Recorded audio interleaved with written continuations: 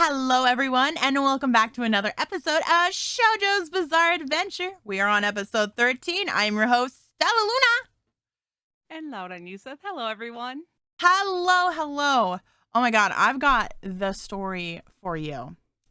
So, this is some Vtuber tea. For those of you who are not VTubers or not very familiar with VTubers or whatever, right? So, a few weeks ago, there was a company where they're a VTuber company, corporation, whatever, right? And in corporations, a lot of times, like, what happens is that you audition for these corporations. So like some of the bigger corporations are like Niji Sanji or Hololive, right?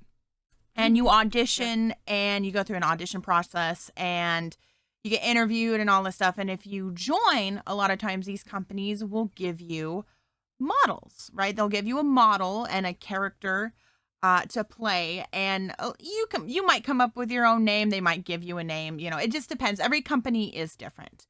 So a few weeks ago, a company had come forward saying that they had hired a minor when in their audition process, when they had auditions, right, said 18 plus only. Like that was one of the requirements, is you had to be 18 or older. And they came out and were like, we hired a minor. We hired a 16-year-old, right? Yeah, and that's insane. It's insane, right? It's insane. And to give some context of why this is icky, right? This is a very icky thing. And, if you are a minor listening, like really, and you're interested in VTubing, I want you to really like take away from what I'm about to say here. To understand why you should not be auditioning for these corporate VTubing positions. So, being a corporate VTuber, you don't have the same laws and the same like protections that you would when you're in like working at a McDonald's or you're working at like some retail job, or you have a job because you are old enough. Like at 16, you are old enough to get a job, right? And even child actors, right? There's still laws in place to protect them, right? Because a lot of people are like, well, why is it wrong to hire a minor? Because like child actors exist, right? Well, yeah, they do exist, and they have laws to protect them, and they still come out fucked up, right? Like they still have trauma, right? And as a minor, you do not have protections on the internet the same way that child actors do. And that puts you in a totally different position. Like, look, if you're a minor, you want to be a VTuber, fine, right? Because a lot of times you're not being pushed by a company to be in front of a bunch of people. Plus, it's weird because like a lot of these other girls that were hired were 18 plus creators, and she's not 18 plus, right? And so, clearly, yeah. So like, it's a big red flag that this company would hire a minor even though they said they weren't going to hire a minor. But it gets worse than that. It gets a lot worse than that. So that happened. Happened a few weeks ago, and everyone was like, don't debut, right? Don't debut the minor, whatever. So they pushed back this wave's debut, right? Like by a few weeks. And there were supposed to be 6 of them that debuted. Well, they released the debut trailer, and they only had 2 debuting. No. The other 4 their debut was TBA, to be announced, because of health issues.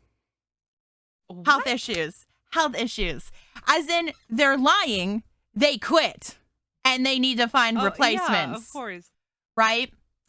So they announced it, right? And the day before this debut, / I think either the day before or the day, one of the talents from, I don't know if it was from their first wave or their second wave, had come forward with a bunch of stuff about the CEO, Jason. That's his name. Oh, Jason. Oh my God. And then more and more of the girls quit and put out their own statements. And every single one of them has quit. There's nobody left in the company. And they all have put out their statements. And essentially, this Jason dude, he there's so much information. I don't even know where to start. Because basically, Go for it. God, Jason, this dude, this CEO guy, which by the way, this company is named Akio Air. You can go look up any of the stuff on Twitter. I know Mr. Underhill covered it. You can look up false ID video. He has a whole hour worth of him going through everything. I watched the whole thing. Mm-hmm. So Jason was really fucking weird, and he would kind of one of the girls he paid for a computer for, right? So she can stream. Yeah. Right? Brand new, really expensive computer, right? Mm-hmm. And he used that as leverage to guilt trip her into staying with the company when he was starting to act really shitty, right? He would say things there'd be the talent would have their own group chat, right? Mm-hmm. And it's all girls, right?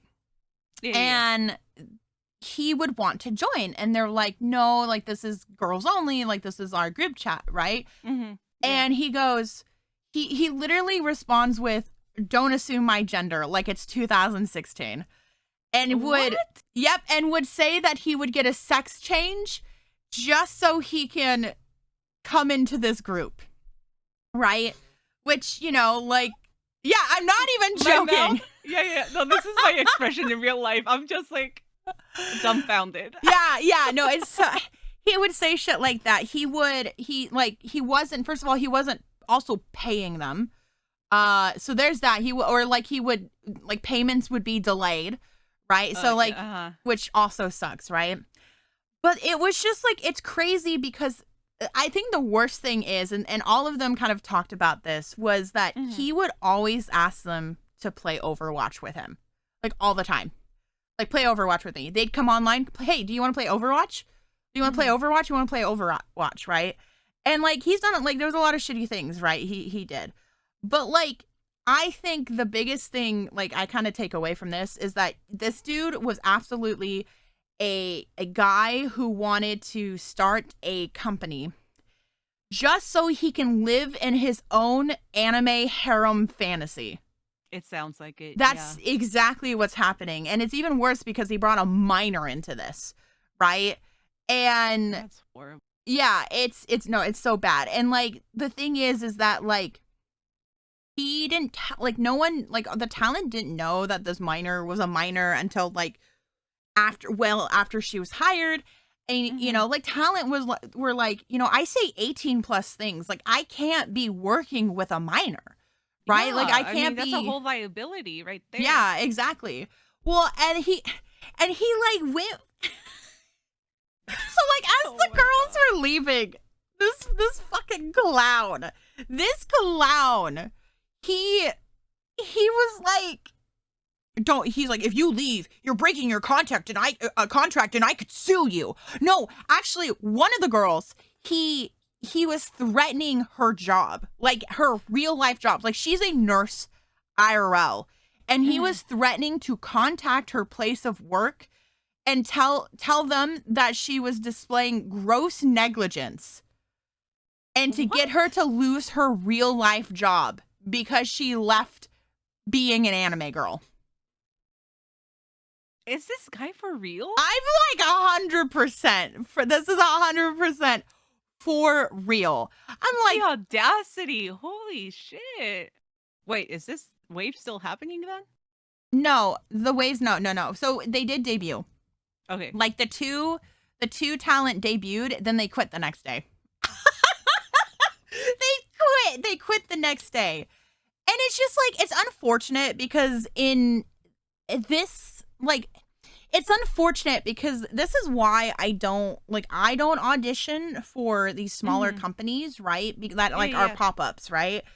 Because the part of the problem is that you have these guys who have a lot of money, right? They invest into these companies, but a lot of them want to fulfill some kind of fantasy of theirs, right? Where because there was a whole another thing with I think it was a group called Mysteria Live, and they had the CEO of that one hired 2 minors, which there's speculation that the minor involved in the Akio Air thing is the same minor that was in the Mysteria Live. And Oh no. basically hired 2 minors. One of them, he had role playing as his sister, and the other one as his sister's friend. And it's a big yikes. Like Yeah, it's a big yikes. And this is why I say, like, do not apply for these companies, right? Because, like, yes, I know people are like, well, what, did their parents say okay? And I'm like, I guarantee those parents aren't paying attention to what the kid's doing. It doesn't sound like they are. No. Because, like, if you know anything about online creation or whatever, right? Like, you would know, like, not to sign those things, and like what precautions like are being taken. Because the difference between like working a job at McDonald's and being like a VTuber for a corporation is that in McDonald's or like any retail job, a lot of times you have HR. You have HR, or you have people above your boss that you can go to when problems arise. So if you're being sexually harassed or abused by your manager, right, you have people who can take care of that problem. But when you're in a small VTuber company, who's going to take care of the CEO? Who's going to like tell the CEO no, right? Like, yeah, I mean, it's going to be such a small group of probably just his friends running the company. Yes. So yeah, they're not going to do anything. They're not going to do anything. And it's like a whole, it's such a bad ordeal. Cause like, he literally like made this group to just fulfill some kind of weird fantasy, and it's just icky.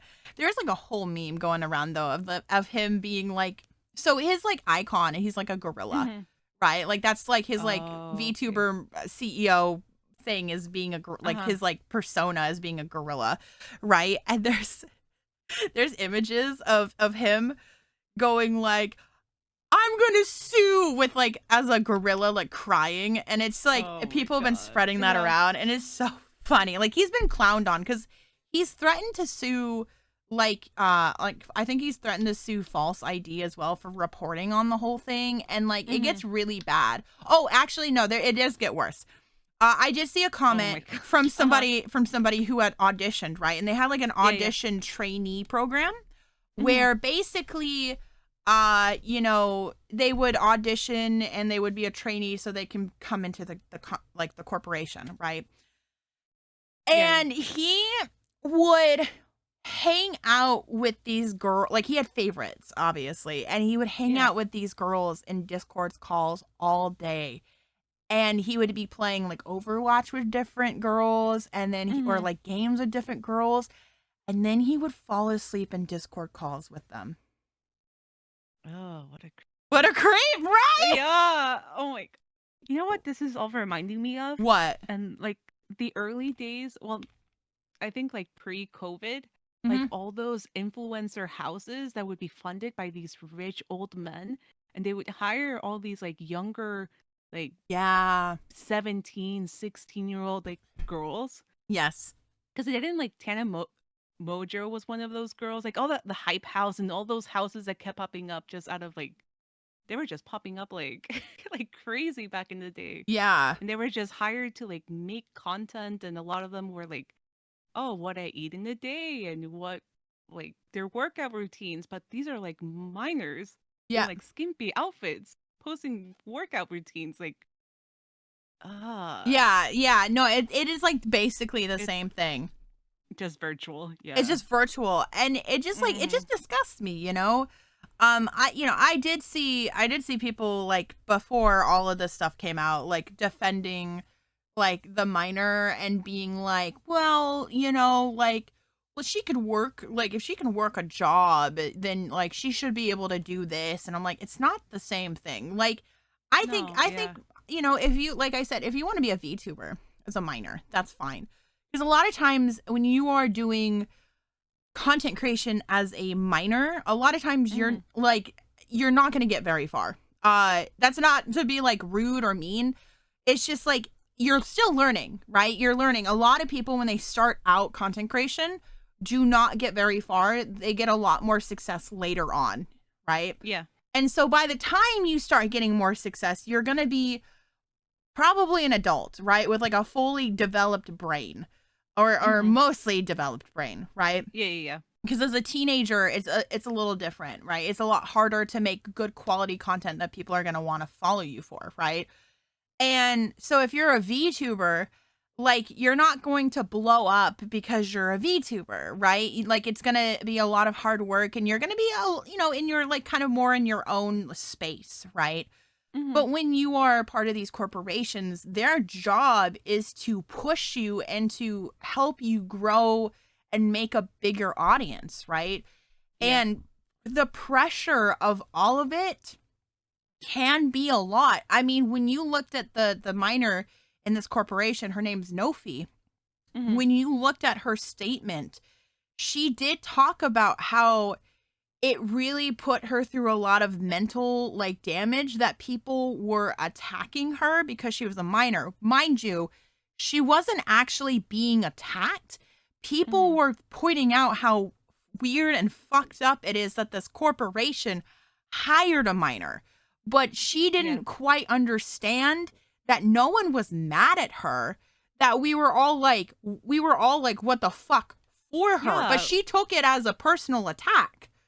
Understandable. That's a kid right there. That's Yeah. their kid mentality right But there. but exactly, Yeah. it's the mentality that like these people were trying to protect her and were really trying to help her, but Mhm. she took it as a personal attack and it really fucked with her mental, right?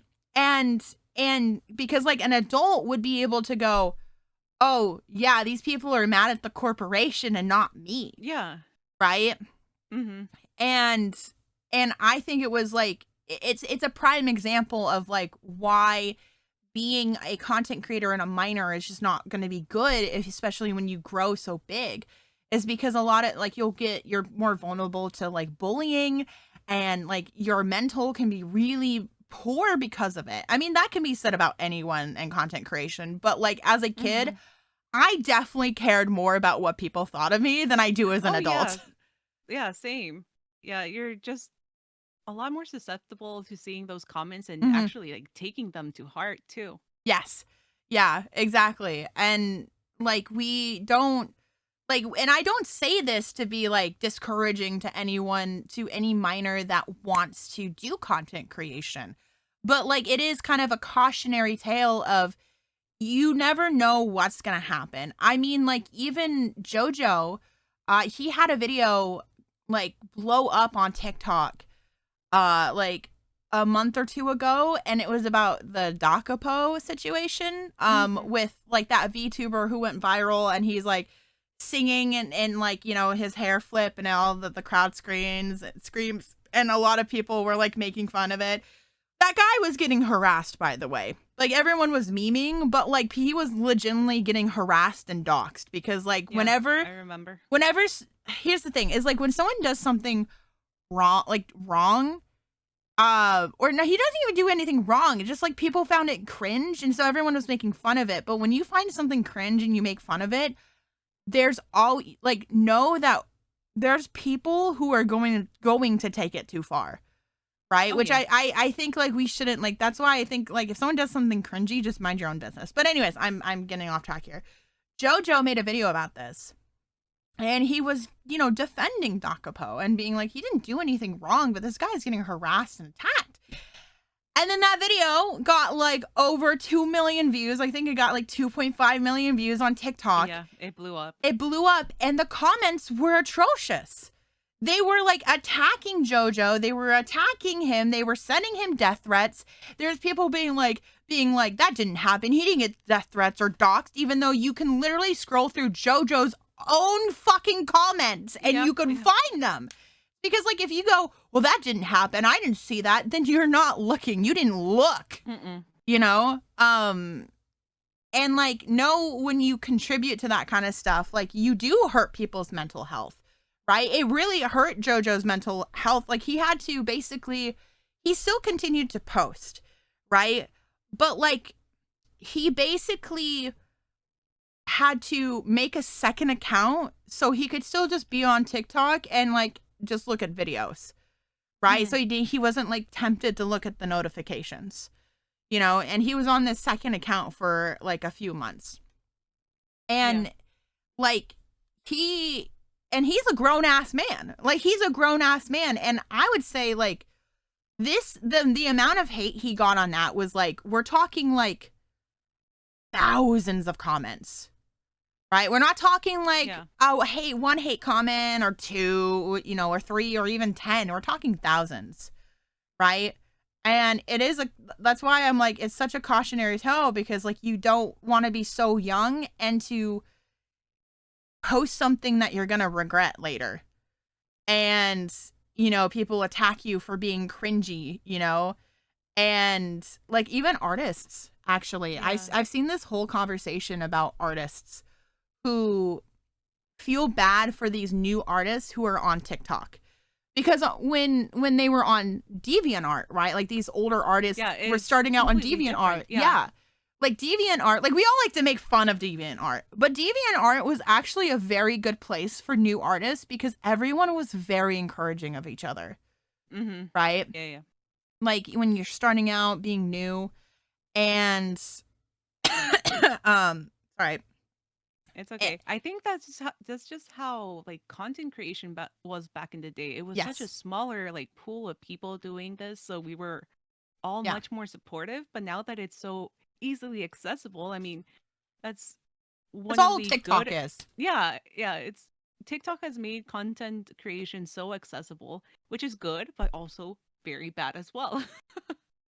It comes with its very bad parts, and I don't know, like I feel like there's just such a big disconnect between like the people watching content creators to the, especially it happens a lot more with like VTubers that they just don't realize, or maybe they just honestly probably don't even care that there's a person behind that model, and or like a person behind the content creator. Like you're not just watching like a content making machine. There's a real life human being behind it.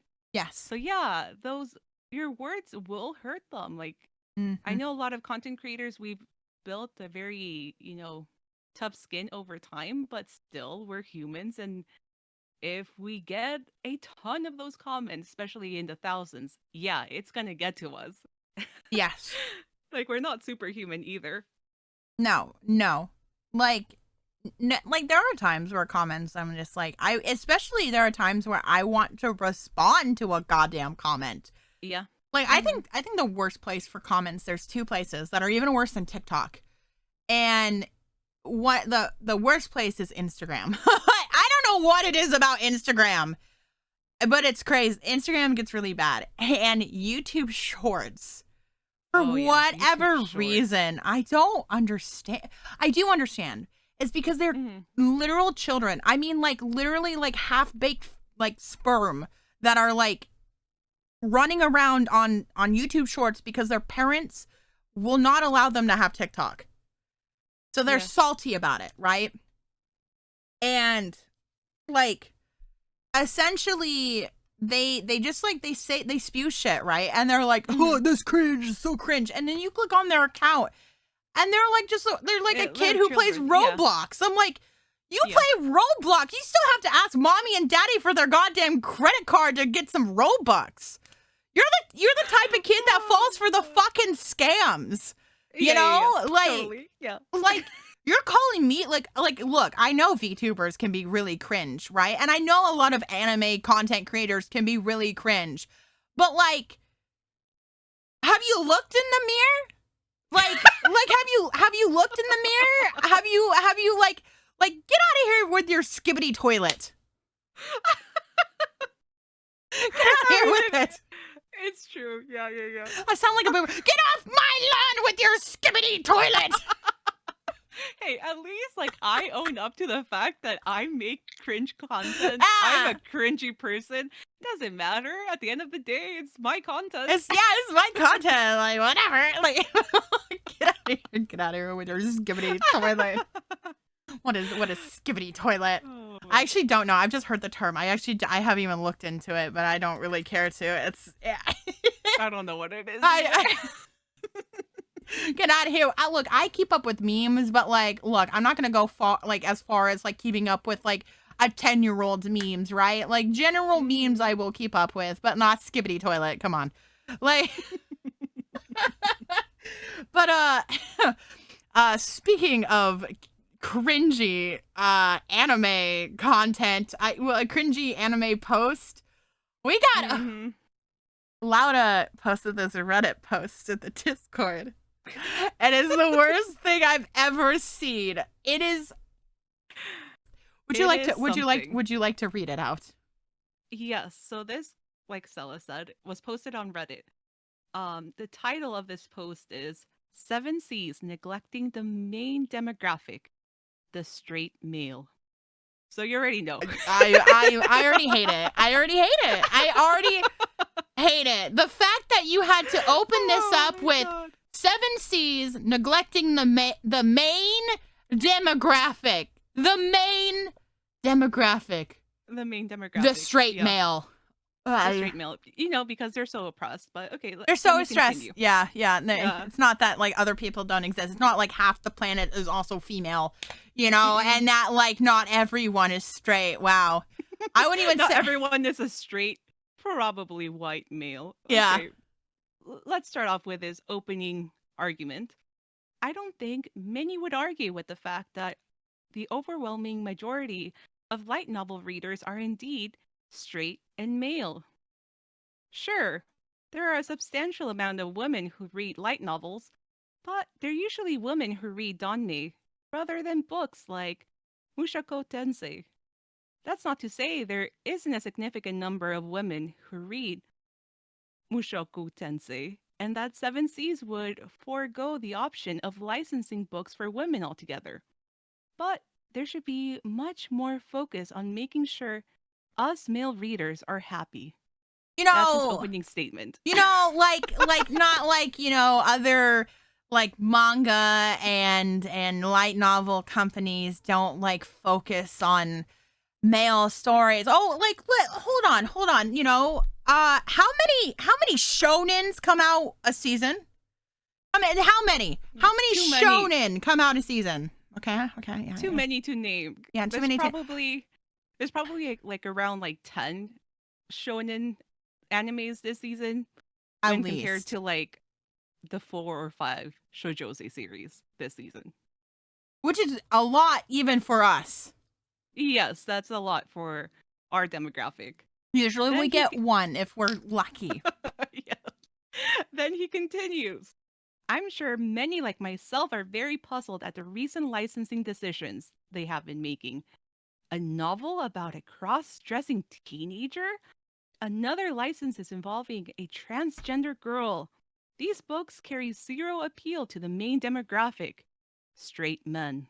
Yes, let me just sprinkle in a little bit of transphobia in there. Yep. Just to make sure we know it's for the main demographic. Yeah. The main Don't forget about it. It's for the main demographic, the straight men. The straight men. So he asks, are they trying to go under? I just don't understand. Luckily, J-Novel Club and Yen Press seem to remember that straight men exist and cater almost exclusively to us. Sorry. This is the last sentence. Tits sell. And they know this. Everyone knows this. I hate it. I hate it here. Like okay, so here's the thing, right? I love that this man, this straight male, the cis straight het male, says, how dare 7Cs not cater to us, yet these two other publishers cater to us. It's just not fair. It's just not fair. How dare? That's not fair to us, the straight male demographic. That one thing. This is why women say like we can't have anything. Like we can't have one thing. Yeah, we can't have one thing. We can't have one thing. We can't have girl dinner. We can't have girl math. without like men coming in and being like, ah, ha, ha. And I'm like, let us have a thing, okay? This is our, like, let us have one thing. Because, like, one thing, I was talking to JoJo about this, about Seven Seas, and how, like, I'm really happy that Seven Seas is actually translating and localizing some of these series, like a lot of like the R18 stuff, because I'm like, I've been wanting that shit for fucking ever, but it's never localized. It was never localized. Yeah, they took it upon themselves to make a whole, you know, called not a subdivision, a whole, oh my god, called well, I guess like a sub branch of Seven Seas called Steamship, and that's all smut for the female demographic. Yes. Which is amazing. Which is amazing. And they keep adding new stuff. Yeah. Like previously it was all the smut was for the male gaze. Yeah. Yeah. And now it's like, yes, women have something. I love that. I love the guy is just like, women have Danmei, you know, and that's only for women, which I'm like, do you even know what Danmei is? Do you even know what that is? Like, seriously, like Mr. Straight Male man. Like, he probably doesn't know. He probably doesn't. He probably just thinks it's some kind of BL. Probably, yeah. Cause like, let me tell you, one of the biggest creators on Danmei, or well-known Danmei enjoyers, is Fulgur Ovid from Niji Sanji, right? So much that he got a collab with some series, and it was like really huge, right? He has a very big Chinese audience, but like, oh, okay, got it. But like, here's the thing, right? Is that Danmei is not just for women; it's for everyone. It's like that would be like saying manga is only for men. Yeah, because that's what it is. Some of them think. some of them think. Some of them. It literally, like, I don't, like, look, okay? Like, seeing this made me want to smash my head into the wall until I got onto the same level as this dude by losing that many brain cells. If I had even any left over. This is something I just can't fathom. I'm like, this is the most, like, I don't have any Riz posts I've ever seen. Like, I don't get bitches. Like this on... There was a similar post like that on Twitter. I forgot to send it to you. But there was a whole guy that made like a post about like how all the girls are thirsting for Gojo and blah blah blah. I saw this on my timeline. It's like, I can't believe women are saying that they would leave their guy for this fictional character, blah blah blah. It's like, dude, we're not saying this. Like, we're not being serious. Yeah. Well, because like saying that, like, if Gojo was real, I'd leave my man for him. Like, first of all, he's not real. You know that, right? Like, he's not real, so it won't happen. It's a joke. I literally, like, I've said shit like that to JoJo, and he said it back to me as well with different characters, and I'm like, yeah, that's understandable. I totally understand. You put Makoto Tachibana in front of us, we're fighting. We're like literally in a fist fight over this man. Like, and he's my partner, right? Like, I'm like domestic abuse. Who? Like,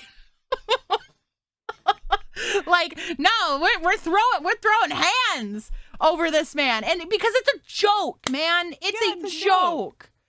You know, like, when I was in a relationship too, like my partner knew, like, I have a thing for like my musician. So if I saw Brandon Flowers in the same room as you, I'm sorry, I'm pushing you out of the way. Yeah, exactly. Like, oh my God. I just, like, like I said, men just can't let us have anything, right? Like, they have to sit there. I saw another post, too, that was talking about, like, it was like, oh God, it was, hold on. Let me find it real quick. I know I'm looking on my phone here.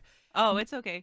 No, I just know this guy posted this on Light Novel Reddit, because if he would have posted it in any popular like manga related Reddit, he would have been, I mean, he did get cooked in the comments, but like, oh my God. Oh, here it is. So this guy tweeted this out, and it's a screenshot because somebody was like, I'm not giving this person views for this. But he tweets out, this shoujo anime is currently airing, and it's actually wild. The peak romance you hear half of the time from shoujo fans centers around these types of age gaps, and it's about a girl and her guard dog, right? Mm-hmm. And I'm like, you are missing the fact that like the entire shoujo community literally went, ew, no. Because like, Yeah. oh, I mean, we talked about this last week. I think, did we talk about it last week?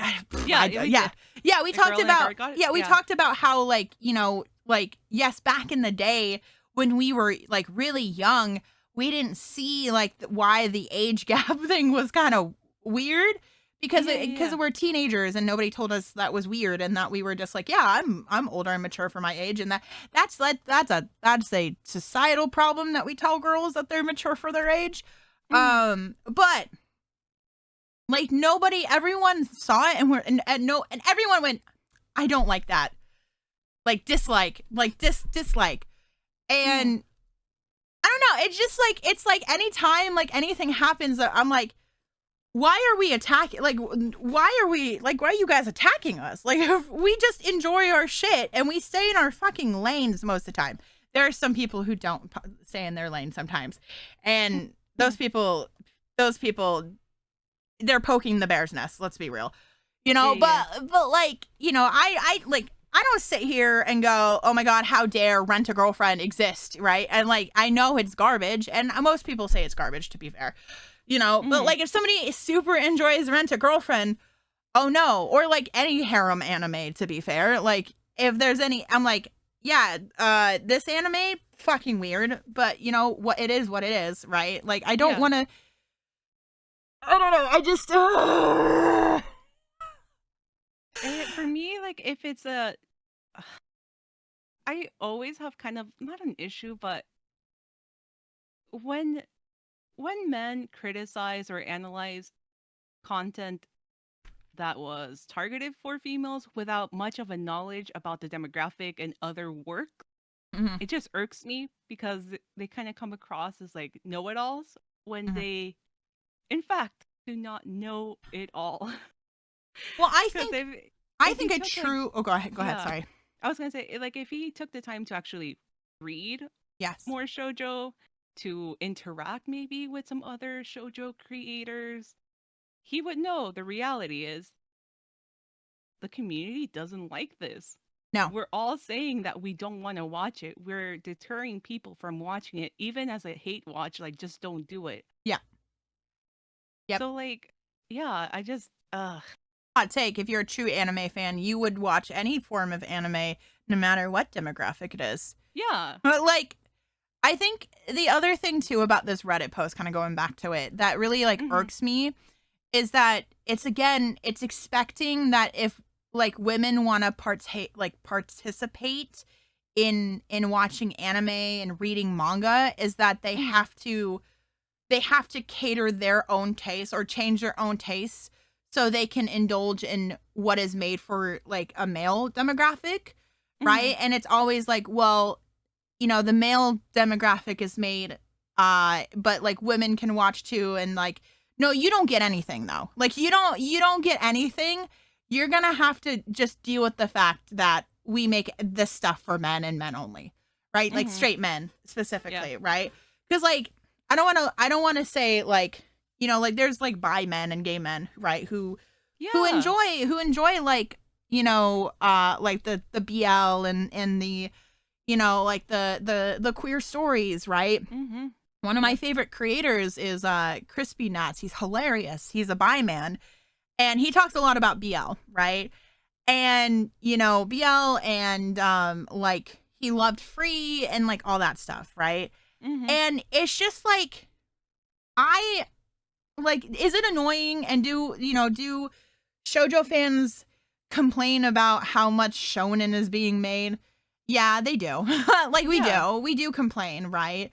But but like, you know, you like just how you're complaining about how, well, how dare 7C's not cater to the straight male? Like, take that feeling and now apply it to everywhere. Like, that's how women and shoujo fans feel, right? Is that everything's catered to straight men, and we don't even want it to be 50, like 50. We don't even want it to be like all of it should be shoujo. We just like want a good handful of series every like, even if it's like 25%, 30%, like I'll fucking take it at this point, you know? Like that's how desperate we are, because we do understand that like a lot of men, like a lot of anime is kind of catered towards everyone, right? Mm-hmm.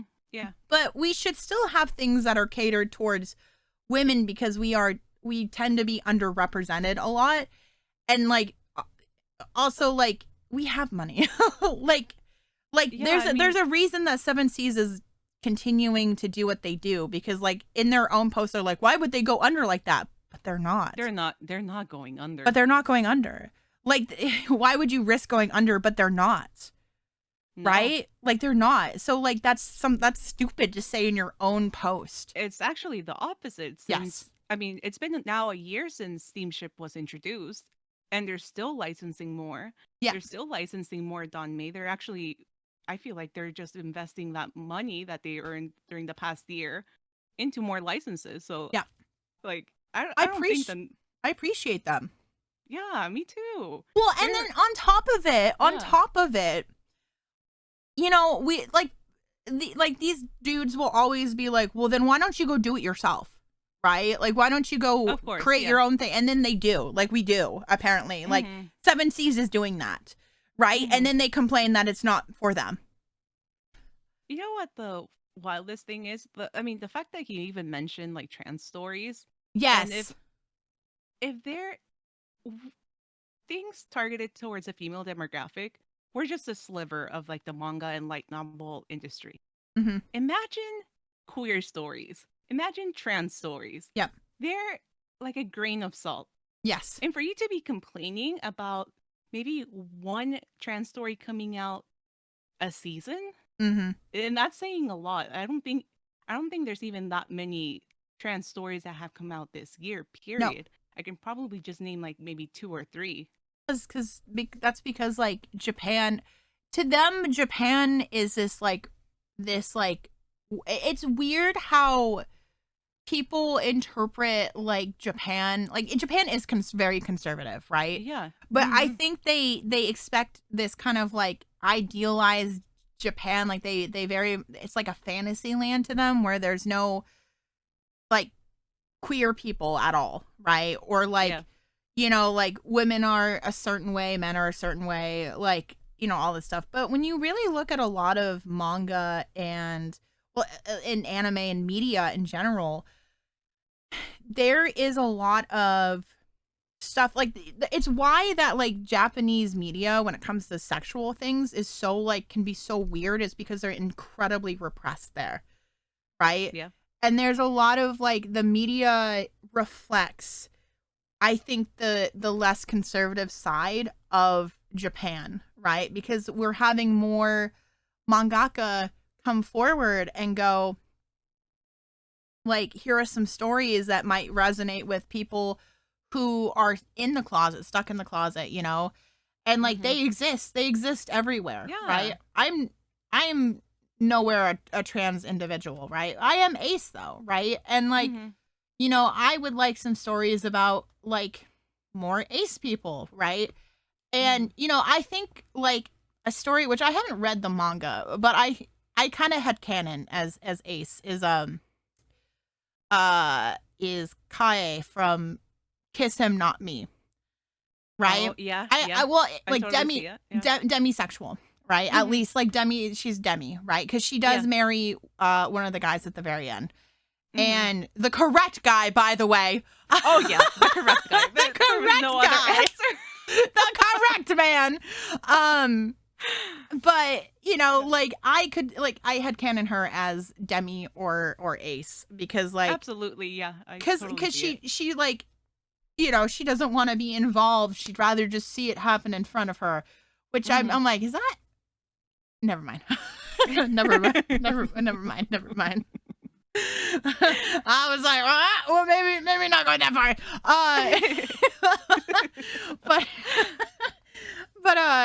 but you know, it's really like important to have these series, you know, these queer series. And if you don't want to read them, then don't read them.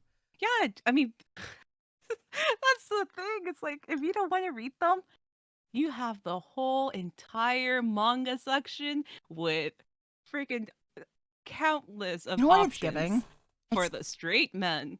It's giving Karen. It's giving Totally, Karen. yeah, It's yeah. giving Karen. Like, imagine. Absolutely. This is like you sitting in your own house and your neighbors across the street just existing.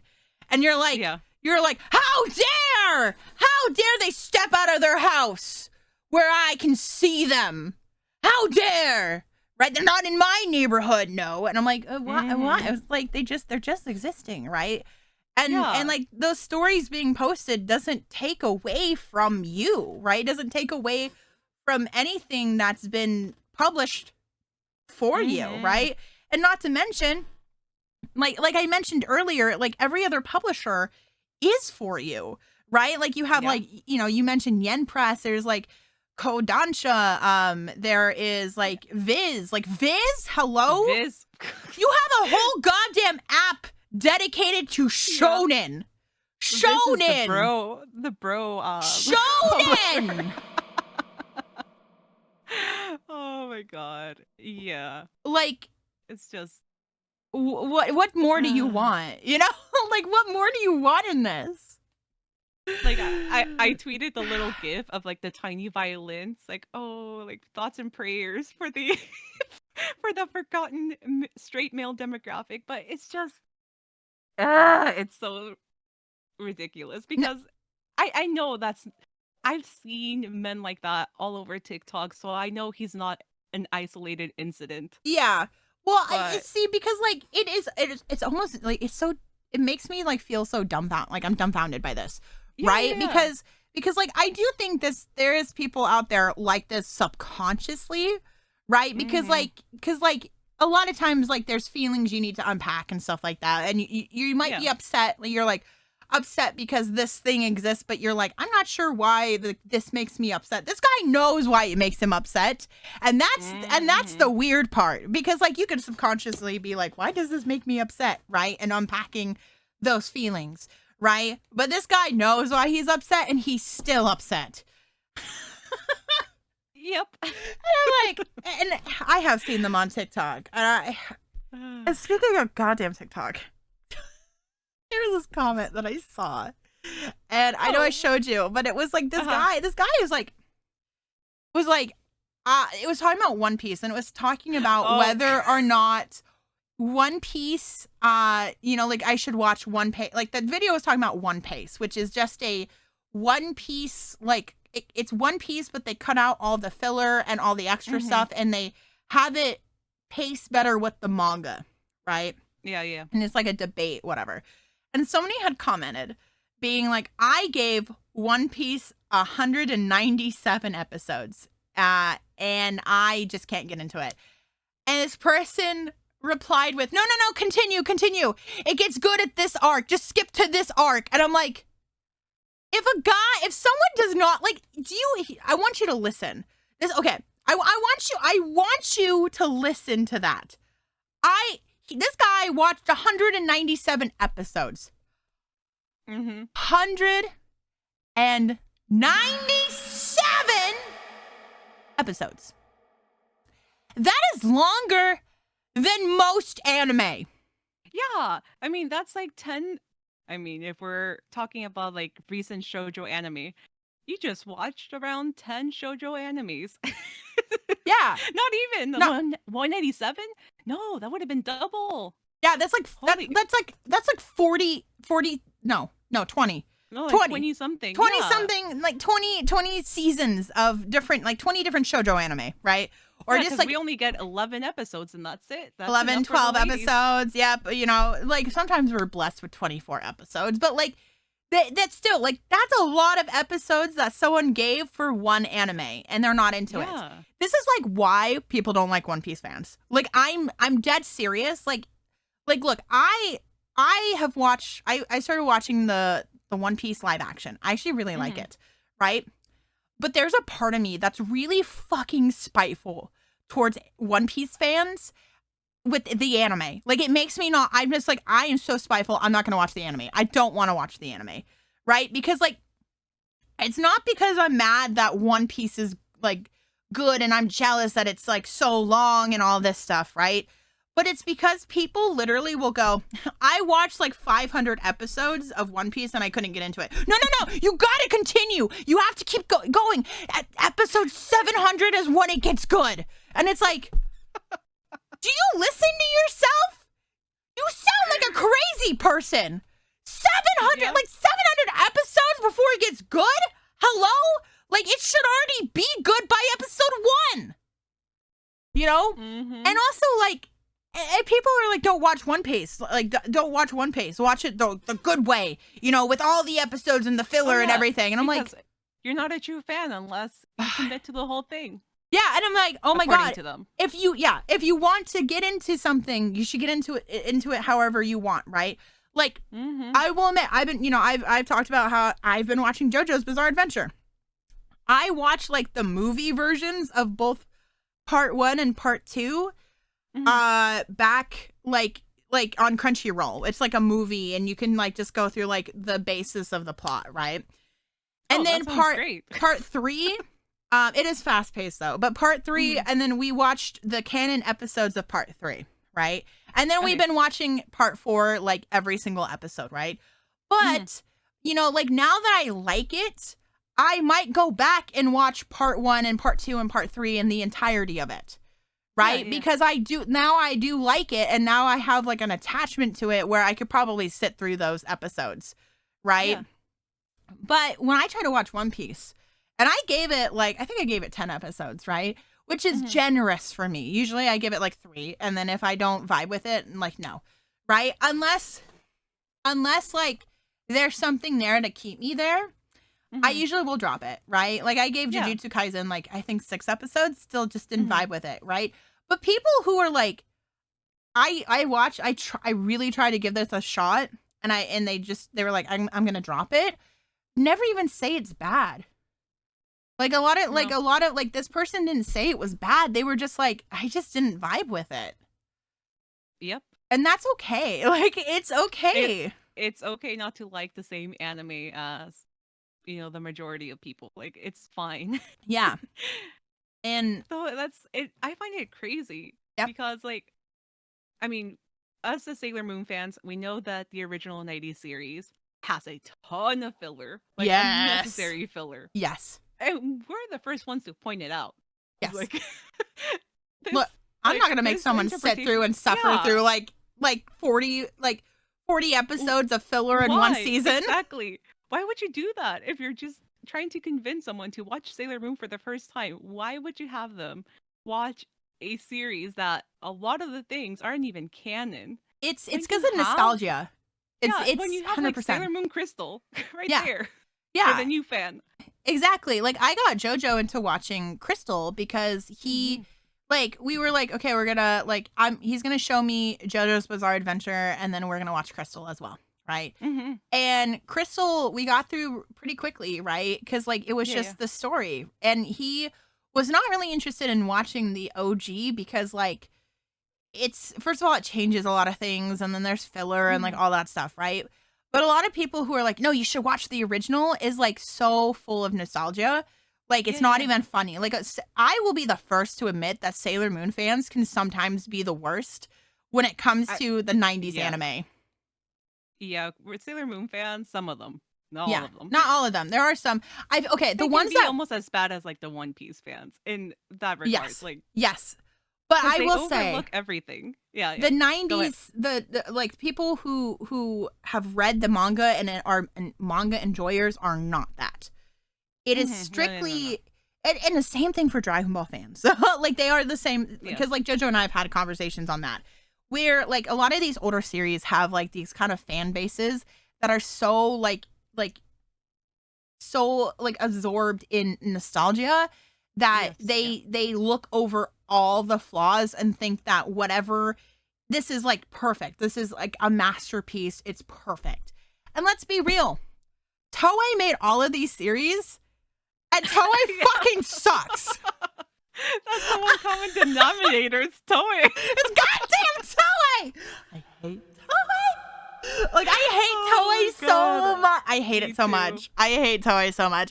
But like, it is the common denominator is Toei, because Toei doesn't give a shit, right? Like, Toei is like, yeah, we know we got like these giants of series, and they just make so much money off of just the merch alone. They can literally give us fucking bones, and they'd still make millions, billions, you know. Yep. And Freaking Toei. I didn't even think about the Toei until I said it. I was like, wait a second. I didn't think about it either, but it makes sense why all 3 series have like so much damn filler. Yeah. A pretty similar fan base that it just defends everything. Yeah. Well, it just like, cause like, I don't want to spend this entire episode like digging into like One Piece fans and like all like this other stuff. Cause I will say, like I said, I'll be the first to admit that Sailor Moon fans are the worst sometimes when it comes to the 90s anime. People who enjoy Crystal and manga are fine. And I feel like it's the same thing for both Dragon Ball and One Piece. If they enjoy the manga and they are manga readers, they tend to be much more like grounded people because they can point out the flaws with the anime, right? Yeah. Agreed. Yeah. And like,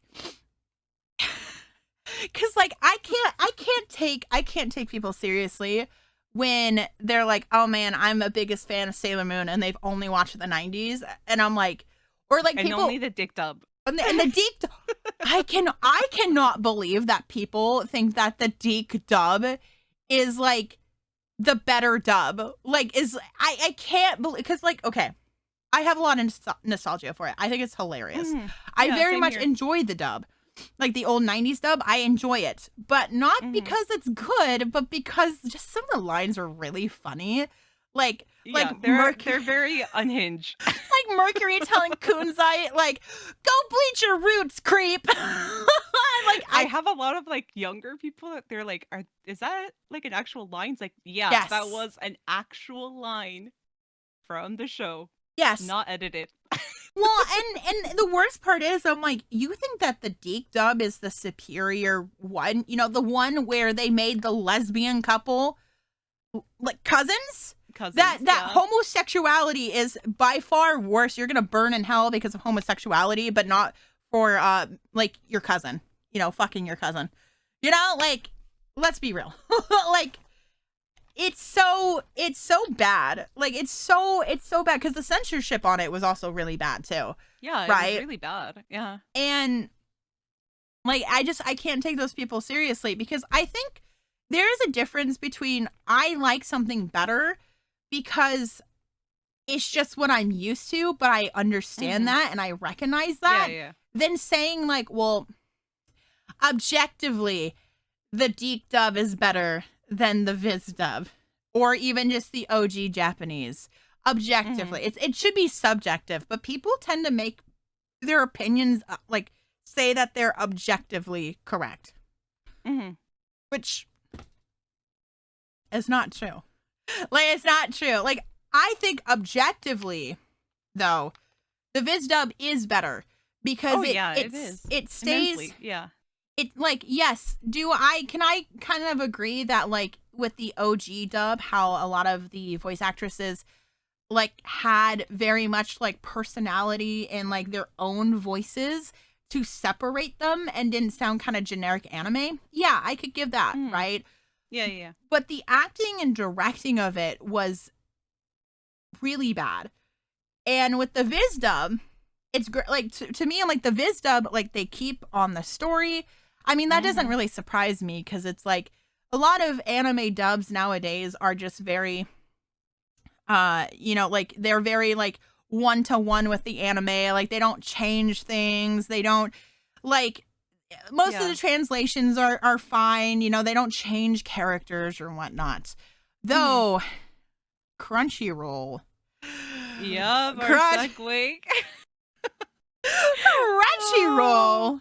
I wish companies would actually, you know, take the time to properly translate. Because, okay, here's the thing. And I mean, this kind of correlates with what we talked about the guy, crying over, you know, seven C's catering to non-straight male. So Not my straight male. I'm intimidated by the gays. the gays and the girls. And the So girlies. it goes back to that. Out of all the seasonal animes, if it's a shonen, I feel like Crunchyroll or whomever is licensing that series, they put everything to them. They make sure everything, is translated correctly in the subs. Some of them even have simulpub with a dub. Mm-hmm. Like, but like we said, there's only like maybe like a handful of shoujo anime this season. I'm not even gonna count a girl in her guard dog because What's that? I've that never one, heard of that. I've never heard yeah, of that that series. one It doesn't doesn't exist. exist. No, no, no. So there's a few other shoujo series, but really we Mm-hmm. didn't get that much this season. No. And one of them that we actually got is a very wholesome series about four brothers. Mm-hmm. Um, the name of the anime, hold on, is the Yusuke family's four sons. So yeah, you have the older brother who's in his 20s, then two middle brothers, and then a little kid. So the 20-year-old brother is having to be the guardian basically after his parents died. So it's supposed to be the wholesome, anime of the season. Yeah. There's no dub for it, just the sub. That's the only option that they gave us, and they couldn't even do the damn thing correctly.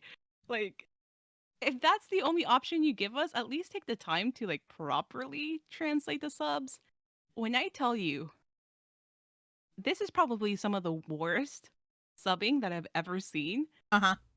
Like, it just looks like they did it with AI or Google Translate. So one Ah, of the ChatGPT strikes again.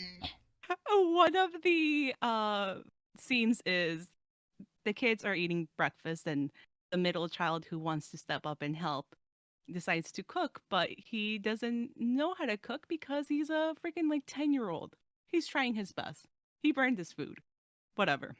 Mhm. So the second to oldest brother gets mad because obviously he fucked up the breakfast and tells him, "What are you doing is a carcinogen."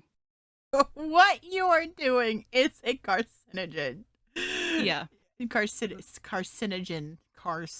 carcinogen. Yep. I don't even know So what the fuck carcinogen means or what it it's is. like a cancer causing like Oh. thing. Yeah. Oh. But it's like You caused me cancer. Congratulations. But nobody I said talks the like same that. thing. I said the same thing to my siblings one time. Yeah, totally real. Hashtag Oh my hashtag I'm so real. God. Yeah, Yeah, hashtag relatable. relatable. There's another scene where the brothers are watching fireworks, Mhm. and I think it's the oldest one has like the little baby brother on his shoulders, Yeah. and he tells the little brother, "So I've been lack of sleep," I've instead of been so I'm tired or I've been tired or whatever. I've been exhausted. No, Crunchyroll puts so I've been lack of sleep. oh, Crunchyroll. And see, okay, I will say I'm not going to entirely blame the person who does the subtitles because guess what? The translators are absolutely underpaid. Oh, absolutely. They are underpaid. And we've had this conversation before. Like I know on the internet, probably Twitter, people have talked Mhm. about how they're underpaid. And you know what? I don't blame them. That's the bare minimum, right? Like bare minimum pay, bare minimum work, right? Yep. And because like I guarantee the reason that the shonen though ends up being translated just fine is because the people who are translating them enjoy those series. Probably, yeah. You know? And I mean, those series are the ones that are going to bring Crunchyroll the most money. They have the Yeah. merchandise as well. I mean, a little series like this one that doesn't even have I don't think the manga is printed in English. It might be digitally available. yeah, they're not going to invest their resources into something like this. No, but if So you're going to license something, you might as well make sure that you're putting correct subtitles on it, you know? yeah, it's the least they can do Yeah. because literally there's no other option but to watch it in Japanese. There's no dub for it. No. And there's never going to be a dub for it either. Cuz Mm-mm. like that's the thing is like a lot of these shows like will like it's like it sucks because like these translators, you know, like they're not paid enough to care, Mm-mm. right? And you know, I wouldn't be surprised though if the translators for like the shonen series are paid more, right? Yeah, And like they probably that's probably like the more seasoned translators, or I don't even know. yeah, It's just a lot of times, just like with the whole light novel situation, we get morsel compared to what's available that's targeted for men. yeah, And then the only thing we're asking is a way to watch it legally. yes. And then we get stuff like this. Here's another translation. So the kids are in the classrooms, and it's just the one that wants to try to cook, and his friend is saying, "We're always thanks to Nikaido. You are so awesome." That's it. Like it just it doesn't flow. Who No. talks like this? It's just the most awkward English I have ever read. Just It's not to put even it like simply. I would say the like it's okay because if it was only once, I would have probably defended a little bit and been like, I guarantee they like wrote it out and then Hmm. they would just place it where it's supposed to be and then they would change it, Hmm. right? But it just didn't get like changed to the correct subtitles like for translation. But because Yeah. it happened multiple times in different places, Yeah, that's the problem. it's the And problem, yeah. I feel like if people wouldn't have, because like the Shoujouse community did complain about it. They Yes. were pretty vocal about it on Twitter, rightfully so, because I mean, if you're paying for the freaking Crunchyroll subscription, again, it's a service that we're paying for. The least, all we're asking for is just the bare minimum. Yep. Just Yep. give us a way to watch the anime. And you know, the bare minimum of you know, actually emailing me my goddamn code for Miku Expo. Mm. Sorry, I had to throw shade there. I had to throw the Oh my shade. god. I can't stand Crunchyroll anymore, but I still pay for it because I still want I to support these corporate, like not the corporation, but like these anime Yeah. companies, right? Because like Mm-hmm. I like here's the thing, because if I don't, right, and I don't watch the shojo stuff legally, that means that people like the companies are not going to see that I'm watching these series because I Yep. guarantee Crunchyroll has data about like how like what shows are actually being watched and what's not and stuff like Oh that, yeah, they right? totally do. Yeah. Right? So like I want these companies to know that I'm out here going to be watching shojo, you know? Mm-hmm. You know, and that's why you should support these companies legally, or not companies, but like the anime like animation studios and stuff like that. So they know that like Yeah. you want like you know that you are At the watching end of these the series. day, yeah. At the end of the day, your money is the one that does the talking.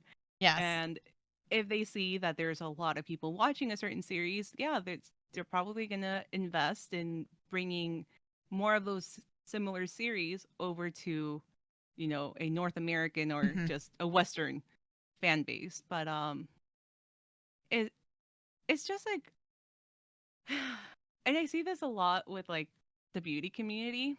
Hmm. Um, it just seems like in this world of like nerdy anime, manga, light novels, whatever, women and anyone who isn't a straight male is just an afterthought. Yeah. Kind of like in the beauty community, how women of color have always felt like an afterthought. Yeah. In this community, it's like anyone who's not the straight male is the afterthought. Yeah. And it's so weird because like to me it's so funny because like being like it's the main demographic, it was made for men. I'm like, I don't know. I feel like there are so many shoujos that go back all the way, to like the 70s, Oh yeah. and Mhm. maybe even like potentially the 60s, right?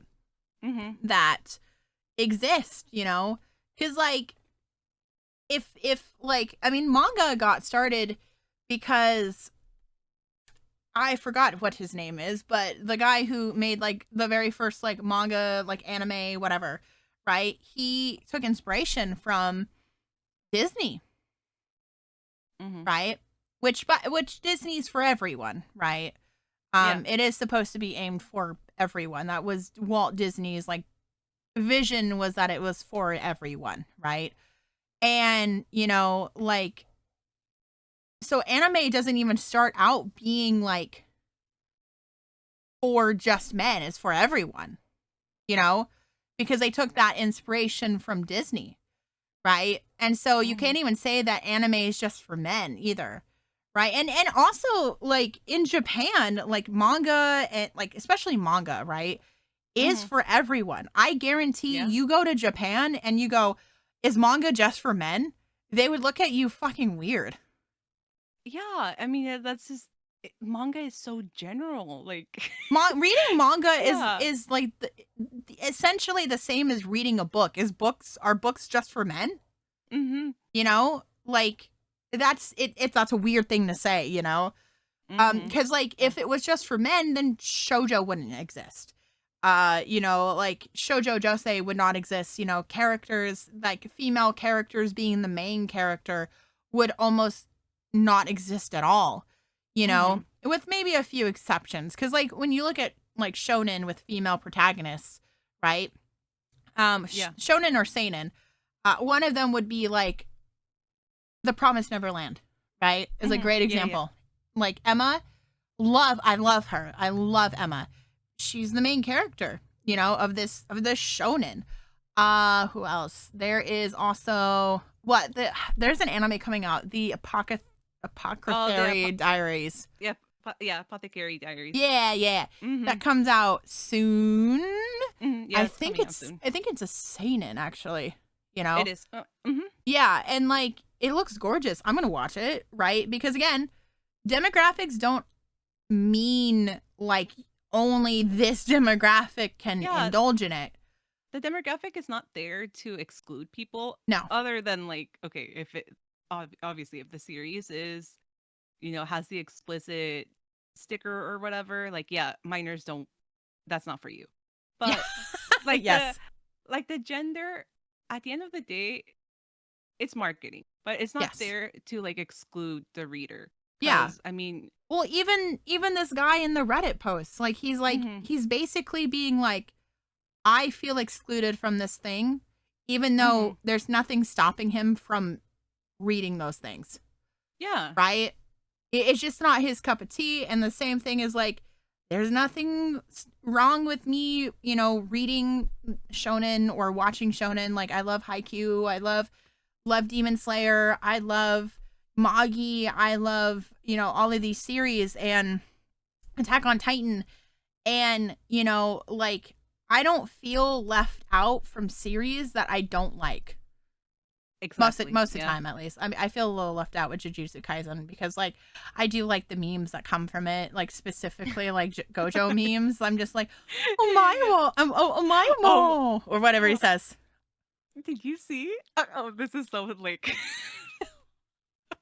Did you see Usher posting that thirst trap? No, I Uh, didn't. Okay, so he posted his thirst trap with the Daddy's Home song. I'm just getting so sidetracked, but it's just because you mentioned Gojo.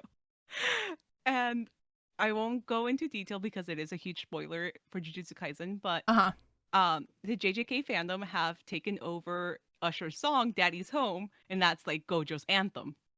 So Usher goes on TikTok and posts a thirst trap. He's not wearing a shirt, he's wearing his little sunglasses, and the whole entire comment section, I'm not even joking. The whole entire Oh comment no. section is just people asking Usher to bring out Gojo for the Super Bowl performance. People asking like, "Oh, Gojo cosplay when?" I look, okay? Like the only thing I feel I'm missing out on is the memes, okay? No, Like the memes are pretty great. I'm like Not gonna lie. I like Jujutsu Kaisen memes. You know, like I like the Gojo ones are hilarious, right? But Oh my god. but I'm just imagining like Usher's management just being like, what? so, there's just having to like explain like Jujutsu Kaisen and anime fans in the most simplest terms. Because I mean, Yeah. what the man is what like in his 40s, maybe Yeah. 50s now. Yeah. Well, I mean, I know there's celebrities who like anime. Like hmm uh Megan the Stallion loves anime. oh I know yeah, she's a huge Jujutsu Kaisen fan. Dylan and Cole Sprouse like hmm anime. I mean, there was like that one Halloween Cole dressed up as Hal from Howl's Moving Castle. Oh yeah, yeah, I And he remember. had that Uh-huh. weird Tumblr experiment. um, I think it's Robert Patterson likes Death Note. I think it is. I could be wrong, but I heard he likes Death Note, and I'm like, you know what? Okay, third time's the charm. Let's do another Death Note live action. Let's make Robert Pattinson light. I mean, look, it's not a terrible casting choice, though. It would have been better if it was like 10 years ago. But like, Mhm. you know.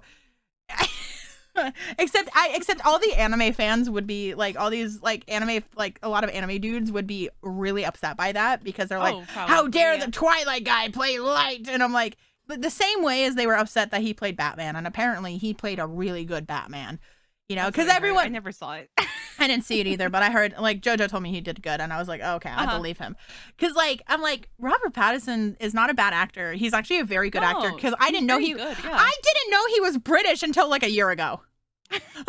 Yeah. I didn't know he had a British accent until like a year ago, and I was like, "Yo, you know what? That makes sense. He was into Harry Potter, wasn't he? Like, hmm like he was in Harry Potter. Just like I knew him from Twilight, and he has an American accent in that. So I was like, yeah, hmm yeah.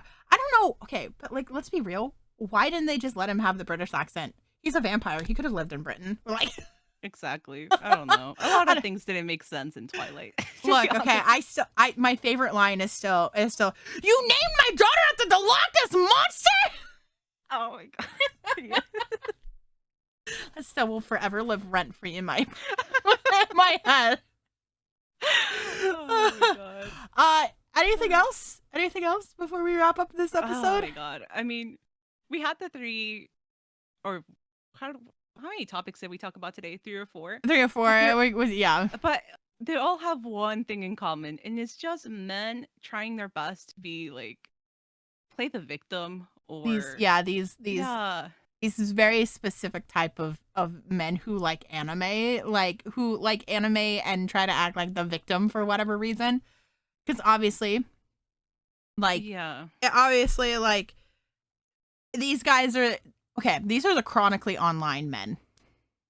Yeah, yeah. That's what they are. They're chronically online. Like they are actually Mhm. chronically online because like you can't tell me that this is not a chronically online take. Like that the 7C's neglecting the male demographic is not a 100%, chronically online 100%. take. Because we talk about chronically online being like people being too sensitive, right? Yeah. Because like it's what they see online. This is like the same thing, but the opposite end of it, you know? Like people being like quote unquote like there's like that too woke, and then there's these Yeah. people who are like the complete because like I think both sides can have chronically online people, and Mhm. this is an example of someone who's chronically online. Absolutely. Because I don't want And- to I don't want it to be just like men who like anime. It's like men who No, like no. anime who are chronically online. This is a chronically online There's person. a lot of even like in the content creator sphere, a lot of Yeah. shonen like content creators have been so open-minded and trying to like I take up more appreciate that shoujo, so much. watch more shojo, talk about it, but also not take. Here's what I appreciate about those Yeah. guys that are actually putting the effort is that they're willing to talk about these series that are obviously seen as girly Yes. by like the forgotten male demographic, but they're not they're not talking about shoujo, trying to take the voice from female creators that are speaking about Mm-mm. because they're um they have been so willing to be like, okay, but these creators, and they'll usually name a few. Yep. These are the ones to follow. Yeah. These are women and, female presenting creators, non-binary creators that love, breathe, they eat, breathe, and just consume the heck out of shoujo and josei series. Like, go follow them. I also eat my manga. Me too. It's delicious. Yeah. I it's good fiber, to have in your body. I live, eat, breathe, and shit shoujo. It's what It comes out pink. Of course. Pink with glitter. With glitter. It Sparkle. Just like a goddamn unicorn. Yep. Pretty much. No, but I do appreciate the male creators that do like dive into shoujo, who try like to like read it and give like different series different chances instead of writing it off Yeah. as like, oh well, it's all age gaps. And it's like, no, it's really not. Like, also there's like I've talked about in other episodes, it's okay to write about problematic things as long as you're not romanticizing it, Yep. and depending on the series, sometimes a lot of them, there is a lot of manga from like the 2000s that have age gaps, but like I think more modern anime and manga have, like, if they have age gaps, it is not romanticized, right? Because, like, I mean, let's be real, technically, like, Shigure and Akito have like this relationship, and there's definitely an age gap there. Not a huge, not like huge age gap, but like their relationship is toxic. And it's presented as toxic. It's not presented in a romantic way. And like, look, okay, spoiler alert for people who haven't read or watched Fruits Basket. Come back in like literally 10 seconds or 15 seconds. I don't know. I've never read a series where somebody slept with somebody else's mom. Their partner's mom. I've never read a series like that. I've never. I was shocked. I was like, wow, that's crazy. And I love that about their relationship. Not in like I want that kind of way, but I'm God, it's so interesting. It is messy. It's messy. I love messy. I grew up with Mexican telenovelas, so that was just like, yes. Very much reminiscent of those like Mexican telenovelas. Yes. Just slap-worthy moments like, I can't believe he did this descarado. And yep. Then, yep. But I love when like anime and manga do that, because I'm like, I love messy relationships that are definitely not romanticized, right? Because that's all that Akito and Shigure's is like, I'm like, it's just messy, and I love that for them. They're very self-aware of how messy it is. Oh yeah, absolutely. They know how toxic they are. They absolutely know. But yeah, no, I appreciate those creators. And I also feel like a lot of the guys who do like start reading shoujo and or watching shoujo, and they talk about it, they are very much like, they talk about from their experience, and they talk like they I appreciate that they don't just shit all over it, and that like, they'll have their criticisms, and that's okay.